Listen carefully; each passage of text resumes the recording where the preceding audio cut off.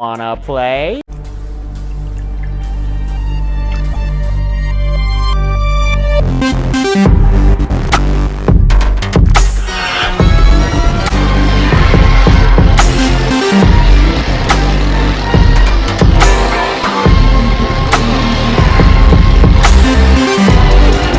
Here's Johnny! I need a bigger boat.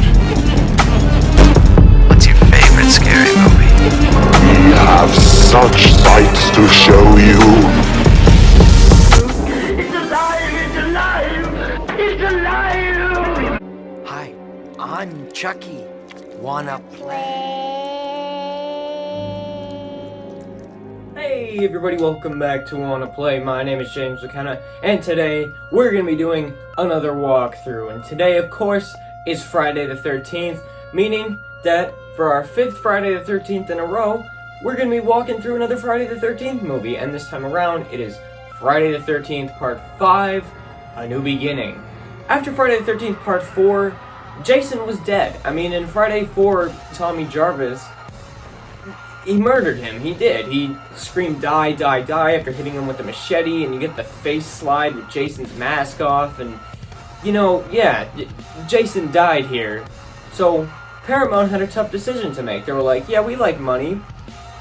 Let's make another Jason movie. Okay, but how are we gonna do that? And there's a weird twist to the end to justify how Jason is still alive. And because of that twist, a lot of people don't actually enjoy this movie. This is a lot of people's least favorite in the franchise, but for me, at least of the original stretch, this might be the best Friday the 13th classic movie. It's just got the most kills and the most violent kills. They come at a steady pace, and they're just fun. This is just a fun Friday the 13th movie overall, and finally, a Friday the 13th movie that I can say that I actually do enjoy. So without any further ado, let's get straight into it. We open up on a rainy night with somebody walking through the woods wearing a yellow rain jacket. The person walks up to a graveyard before we learn that it's Tommy Jarvis, again played by Corey Feldman, who runs away before being spotted by two men digging up Jason Voorhees' grave. After opening it up, the two men look down and see Jason buried in his mask, but hey, wait! He pops up and grabs them both and kills them with a machete! He rises from the grave and he picks his machete back up and walks towards Tommy Jarvis in the audience, letting everybody know that the man is back. He raises his machete in the air, but when he swings it down, it's just a dream. We're again introduced to Tommy Jarvis, this time being played by John Shepard, who's being driven away in a police van. Oh look, it's the opening credits. Boom! Now we're at the Pinehurst Youth Development Center where Tommy's being escorted to. We meet Pam Roberts, the assistant director of the institute, as well as our resident final girl, who takes Tommy in to meet the doctors. Unfortunately for the time being, Tommy's playing the kid character in the 4th movie is mute in the 5th for no reason, but after a little bit after the doctor explains why he's there... What you're really doing here, Tommy, is preparing yourself to re-enter society and start a new life. In his room, he meets Reggie the Reckless, who's most likely my favorite kid character in the franchise, who tells him that he's not afraid of anything. Tommy scares him with one of his old masks, pretty much just to establish continuity, and they have a short conversation with each other before the cops show up and we get some super subtle and totally not stereotypical dialogue from the kid. Oh, gotta split. Catch you later, there's action. Then Ethel, who seems like a Karen at first, but later we'll see that she's actually a pretty funny character, shows up before we meet Joey, who's basically Shelly from Part 3, but dialed up to 12, as well as the Axeman Vic. Joey visibly pisses off Vic by not leaving him alone, and after Vic flips out at Joey, he responds by calling him out of line. But I guess Vic's either a big fan of alcohol or hip to be square, because he takes the axe and smashes him in the back! The medics then show up to reveal the body, with one of them being understandably grossed out, but the other one responding in typical Friday the 13th fashion. Bunch of pussies. That night we get our first Jason kills, the first one being via firework in the mouth that lights up his whole face, and the second with the machete through the neck. After a while of characters being characters, but this time even more disposable than the ones in the final chapter, Tommy gets jump scared by Eddie, who he freaking attitude adjustments through a table. Oh my god, he had a family, damn it! Ethel then comes back spitting some nonsense before someone approaches asking for food. She tells him to go clean up the chicken coop, but some random cop stuff. And after that needless cop scene, for now, we get some more kills. After a Part 2 style jump scare with a cat, which I only included to boost the video's runtime, Billy, the medic from earlier, gets axed through the brains. Lana's now on deck, and gets knocked out of the park with an axe through the gut. One of the cops tells the sheriff that he believes that the killer was Jason, but that's proven wrong when the sheriff picks up his ashes, so I guess we're dealing with a copycat killer in this one. We get a classic point of view shot of somebody watching two kids getting it on in the bushes, but I guess it's just the homeless guy from earlier. Oh, well, not anymore because he just became home to a machete. The next two kills are some of the best in the film, as the girl gets some shears through the eyes in a gruesome off-screen fashion. Then, the guy, who I honestly couldn't give less of a crap about his name, gets strapped to a tree, through his eyes, and almost pulled through it by the copycat killer. Pam, Reggie, and Tommy take off to visit Reggie's brother, Demon, and his girlfriend, Anita. Ethel's insufferable son, Junior, then shows up on a motorcycle, and after some trash talk, Tommy ruthlessly opens up a can of whoop-ass for a beatdown that's a few minutes long. I mean, he keeps going and going, showing just how much of a badass he truly is, before Demon has an enchilada emergency and rushes to the toilet, where he and Anita have an improv concert in the toilet. Hey, baby. Hey, baby. Ooh, baby. Ooh, baby. Ooh, baby. Ooh, baby. All of a sudden, though, Anita stops singing, and when Demon goes to check it out, he learns that, she just went back inside. No, obviously she got her neck slit by Jason. Demon is next, by the way, getting spiked through the back through a wall. Oh my god. Again, this movie is literally just the first four done all over again, but it takes what 3 and 4, in my opinion, did wrong, and that's have the kills at a steady and fluent pace, so the movie isn't boring. This is proven when Junior rides around on his motorcycle screaming for, no reason before wham! Off with his head! Little fun fact here, Jason was actually played in this movie by Tom Morga, who also did stunt work as Michael Myers in Halloween 4, as well as Leatherface in the Texas Chainsaw Massacre 2. And he actually cites this kill as his favorite kill that he's ever done. The kills don't stop there, though, because Ethel gets brained after Jason jumps through the window. After a short stretch that oddly enough is the first bit in the movie to have nothing to do with the overall story, which, to be honest, is the best way to establish continuity with Part 4, another random character gets an off-screen cleaver to the face before Jason gives us a nice callback kill when he murders Robin with a machete that comes up from under the bed with a dead body that's already on the top bunk. Next up is Violet, who gets stabbed through the gut with a machete. After Pam and Reggie discover the bodies, we begin our final girl and kid chase scene, with Jason bashing through the door, where we get our first look of this movie's Jason. The actual chase then begins, complete with a crow's nest 2-style disappearing and reappearing jacket on Pam, and the iconic Reckless Reggie scream. Then Reggie's grandpa crashes through the window in classic Friday the 13th fashion, but right before Jason kills Pam, Reggie blasts through the barn with a forklift and smashes into Jason. The two think they're safe, but no, of course they're not. Jason walks through the barn trying to find the two, but Pam busts through the door with a chainsaw that of course breaks down after a slash through the arm. Now it's time for Tommy vs. Jason Round 2, which strangely enough is the only time where a character has a showdown with Jason for 2 consecutive movies. Jason slashes at Tommy, but Tommy is a different breed in this movie, so he stabs Jason with a pocket knife in the leg. Jason then comes face to face with Reggie the Reckless again, but starts squabbling with Pam before he can do anything. Reggie comes from the top rope with a cross body, which knocks Jason down, but he pops back up with actually a pretty good jump scare to finish them off. But Tommy comes back one more time and knocks him down the barn, where he lands onto a big bed of spikes or something. But, wait a minute, that's not Jason. Hold on a sec.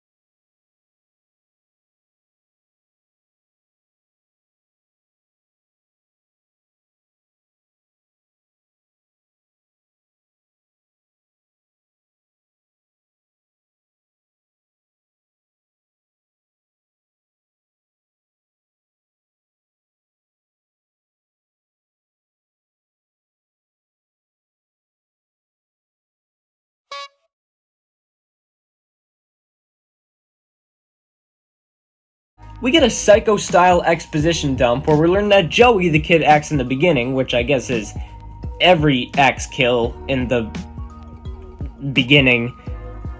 You know what I mean. But yeah, Joey was his son, and he used the Jason legend because Paramount takes its inspiration from Mr. Krabs.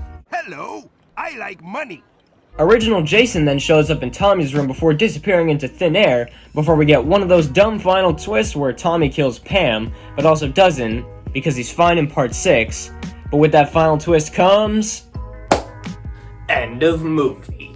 But don't go away yet, because it is awards time. Now, the first award that I'm going to vote is going to go to my favorite part. And my favorite part about this movie is the double kill scene in the woods. I just think that these kills are both just so violent. Neither of them are my favorite individual kills in the film, but the scene as a whole is my favorite of the movie. First, you get the girl who gets the shears through the eye, and then Roy, like, shoves them in more, making it even more gruesome. And then, you get the guy who walks up, gets strapped to a tree through his eyes, and Jason/Roy just twists the log, making his eyes just sink into his face, and it's just so brutal. It is so violent. It's the scene that I usually cite when I talk about why I like this movie to other people. It is just a great kill scene, and it is my favorite scene in the movie.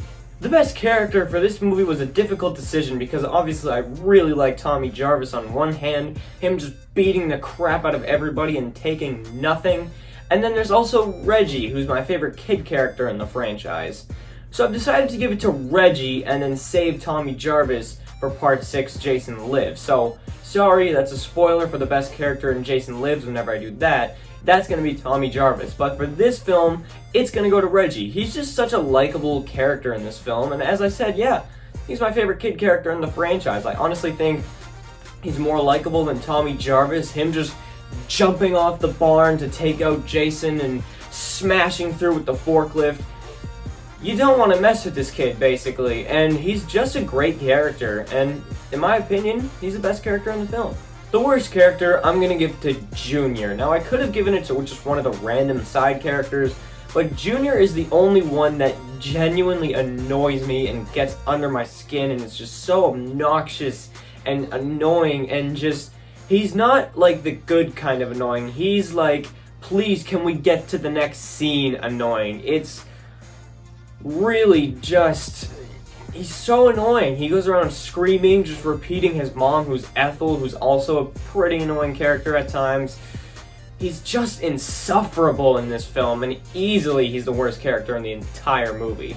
Speaking of Junior, the next award is the best kill, and the best kill is Junior. Not only does it put an end to the most annoying character, to be honest, in the franchise so far, but it's also just a great kill. As I said in the walkthrough, it is Tom Morga's favorite kill that he's ever done, and I can see why. It is a really good kill. He's screaming, being obnoxious and insufferable, riding around on his motorcycle for no reason before, out of nowhere, wham! Jason/Roy comes from behind the tree and just knocks his head off with a cleaver. It's a really good, really creative, really just awesome kill. And out of all the kills in this movie, I think this one is the best. The worst kill is gonna go to Ethel. I mean, the kill itself isn't the worst, it's shot pretty well, but we never get a body reveal, especially for a character as annoying as she could be.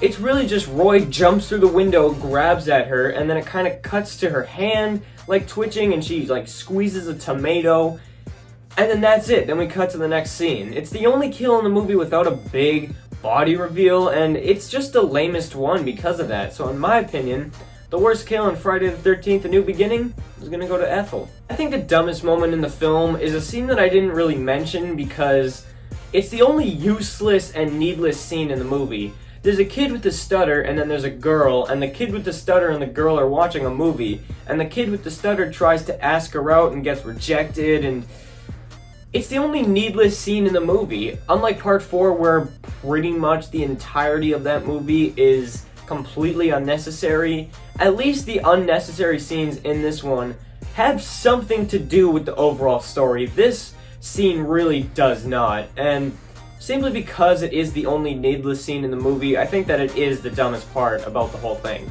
I think that the scariest scene in the movie is actually the ending chase scene.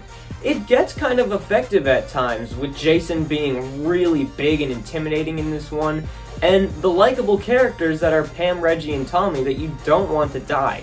It's really cool seeing them team up to all fight off Roy, and there's a really effective jump scare, at least one that got me, and that's when you think that Reggie knocked Jason all the way down the barn, but then he pops back up again. That was a really good jump scare, but just Jason about to kill all of them, just the stare downs that we get with Jason and Reggie, it gets kind of tense at times in the final chase scene, and I think it's the scariest bit in the film. The most iconic bit in the movie is, of course, the reveal that Roy Burns was the killer all along. This is really, I think, the only reason why people don't like this film.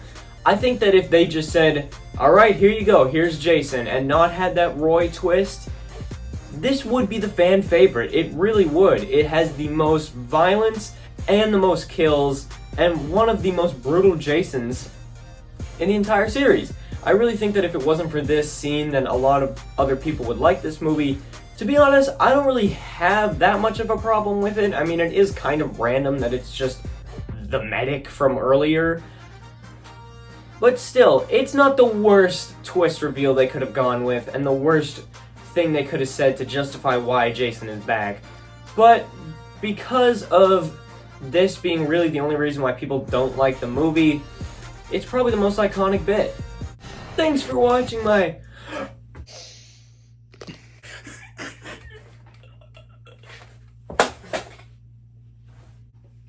Hey, wait a minute. That don't look like no Jason to me.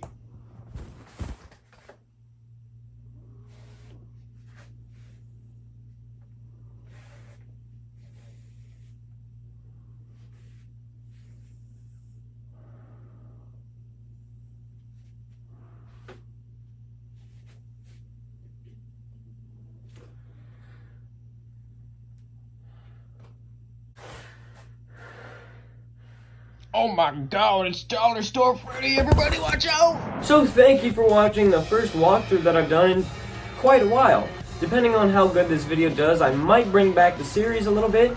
But yeah, if I do bring back the series, let me know what other movies you would like to see me cover in the comments down below, and also let me know what you thought about this video and of the movie in general. To be honest, as I said in the video, I like it. It's probably my top 5 Friday the 13th films now that I've rewatched it. It's just a good film with a lot of good kills, I thought. Really, who cares about the ending? But yeah, thank you for watching this video. Have a happy Friday the 13th, everybody. Before I let you go, I just wanted to put my Instagram and my TikTok page. Instagram is @JamesFromWannaPlay. The TikTok page is @JamesFromWannaPlay1, where you'll be getting daily uploads from me. So, thank you for watching this video. Goodbye, and good night. Bang.